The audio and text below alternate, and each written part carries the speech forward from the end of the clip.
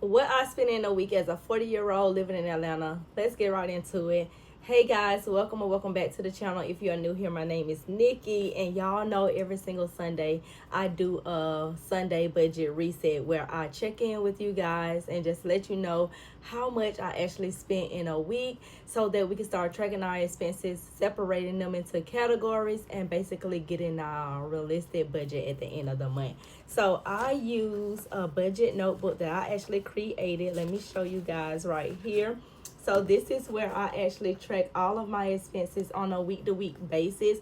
However, if you are new to budgeting, I would suggest you doing it on a day-to-day basis because it's a little bit easier to do it that way than to just sit down and go through all of your different accounts and actually track them from there.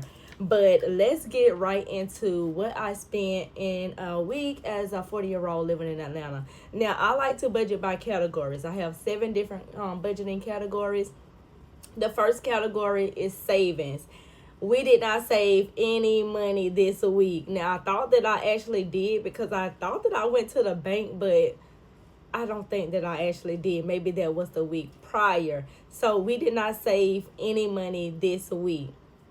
My next budgeting category is my home category. Now, up under my home category, I have my house, which includes my mortgage and my utilities, life insurance, short-term disability, aftercare, and my phone bill. So for my house category, I actually spent $188.94. So something light. I'm super excited about that because my house category is the category where I spend the most amount of money. So $188.94 is not too shabby.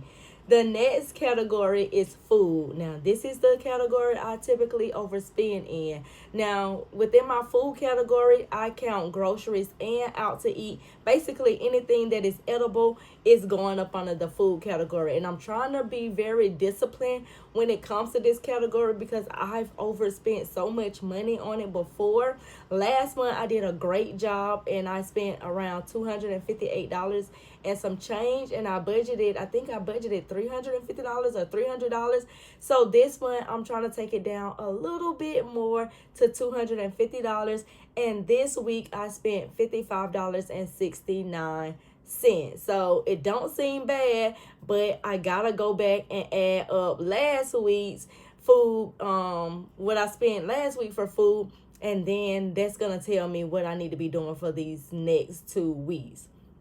The next category is transportation. Now, we had a little snowstorm in Atlanta, and you know when we have a little snowstorm, everything shuts down. So I did not have to go to the gas station this week. Now, my gas tank, I think I'm probably like on around 3 notches. So I know for sure I'm going to be having to go next week because I got to work the whole entire week. I have the weekend off next week, but it's not going to last me because I still have to take my son to school, pick him up from the aftercare, go to work, come back home. It's just going to be a lot. So not having to fill up the gas tank today and pushing it off to maybe Monday or Tuesday is exciting. So I didn't have to fill up the gas tank today, so no money was actually spent this week.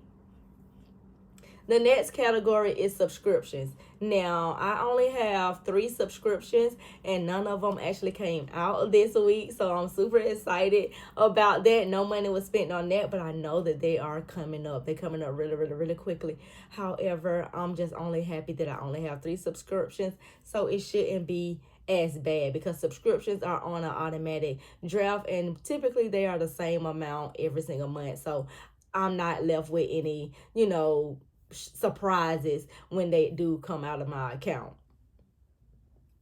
The next category is debt. And you guys, I'm happy to report I did pay off one of my credit cards. So my Capital One Quicksilver credit card, which is the lowest credit card that I have, I actually paid that off. That was $892 and 12 cents, and I almost forgot to write it on here, but I had to remember that I took it out of my savings account. So this is what I did. I actually took the $892 and 12 cents out of my savings account, and I told myself that I'm gonna make that money back, or the money that I have remaining in my account at the end of the month, I'm gonna roll that back into my savings account. Cause the reason why I did it that way is because I knew that this credit card was gonna close and report to the credit bureaus on the 8th, and I wanted to make sure I had this balance down before then, and I did not make like $800 in that 1 week to actually have it paid off that way. So I had to go in my savings and actually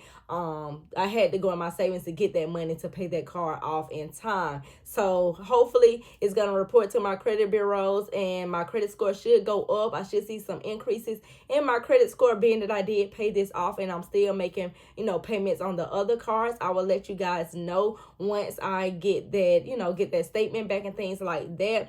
But I am super excited to have this card paid off. That was one of my money goals this month, to have that credit card paid off. And I knew I'm going to have the money at the end of the month. It's just I didn't have the money right away and I had to go in my savings. But I do have some money that I have been making from the content creation, from just doing content or whatever. So I'm almost close to that amount where I can just actually roll that over into my savings instead of just taking the money out of my paycheck. So hopefully I can do it that way, where I make at least $892.12, and then I can pay myself back and put that money back into my savings account without touching my regular paychecks. If not, then I'm going to have to make it do what it do, because of course the main goal this year is to continue on growing the savings, getting the savings up to at least 6 months of bills and expenses, and then really going in on the debt. But I'm happy to report one of the credit cards was actually paid off, and I also still had payment due on 2 other credit cards. So with debt payments, I paid $1,028.12, which is a lot, you guys. A lot. Just imagine, I could have put that $1,000 in my savings account. And the reason why I'm reading these categories off, or reading to you what I actually spent in a week as a 40-year-old living in Atlanta, is so that I can hold myself accountable. Because seeing these numbers and saying these numbers out loud, it's like, girl, you could have been putting an extra $1,000 towards savings. Well, really not an extra this week because I didn't put anything, but I could have been putting $1,000 to my savings this week if I did not have any credit card debt. So let that sink in. The next category is everything else. And y'all know I've been trying to get my hair did for the longest, and I officially got it done. Now, I only wanted just like a wash and press, and she actually trimmed my hair as well, so that I can kind of like just maintain that. Now, I do have my wig back on right now because I just do not want to fool around with natural hair. But I absolutely love my little bob. It has kind of like grew out a little bit more, which I am happy about, because before it could not even fit in a ponytail. But now we got a little bit of hang time. I'm loving how it's actually looking. I'm loving that my hair is clean. My scalp is clean. Like, I just love it. And I'm going to try to at least, go to the shop at least once a month to get that type of treatment done, because she did give me some hydration and, all of the good stuff compared to what I do in my own home. So I was able to get my hair did. Another shocker that happened, Bluehost took out $181.05. And Bluehost is the platform where I actually host my website. So y'all know last month, Bluehost actually took out $86, and I thought that was for hosting the website, but that was actually for the SSL certificate, which to keep people personal information protected on my website. So now this month the web hosting actually came out, and I need to kind of like set a reminder for myself when these yearly subscriptions actually comes out, because this was a surprise to me. I did not count $181.05 into the budget this month. Thank God I did not do a zero-based budget when it comes to like my overall monthly budget, but I do a zero-based budget when it comes to budgeting out my paycheck. And with me doing that, basically $181 actually came out of this paycheck, which I did not even account for. So something is probably not going to be able to get done. So I got to go back and I got to really like dive deep into the paycheck budget and see exactly, what else do I have coming out before I'm actually paid again, because I'm actually going to be paid this Friday. So hopefully I can make it to Friday and not have any issues, being that this extra $181.05 actually came out. So that is all of everything that I have spent this week as a 40-year-old living in Atlanta.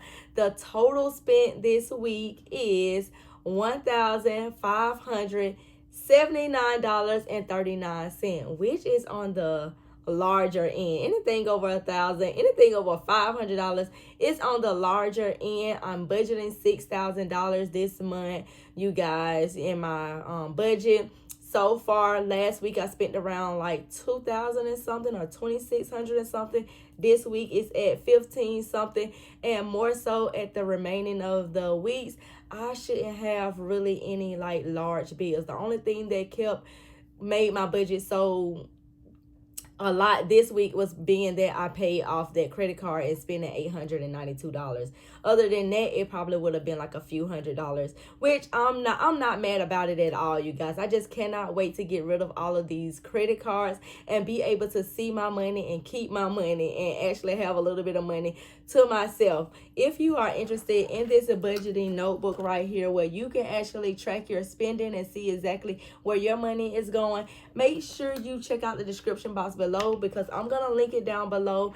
And also make sure you follow me on Instagram, because on Instagram on Sundays I go live over there helping people with their budget, especially the ones that have purchased the budget workbook and that just need their questions answered, because I know that people don't want to talk about finances. We don't want to do this alone. We think that we just gonna buy something and just gonna be all out here all alone, and that's not the case when it comes to me. So make sure you check out the description box, get your budgeting notebook, and make sure you tune in Sundays on Instagram, where I can help you actually with your budget and help you use this budget notebook. So that's all for this week, you guys. I will catch you in the next video.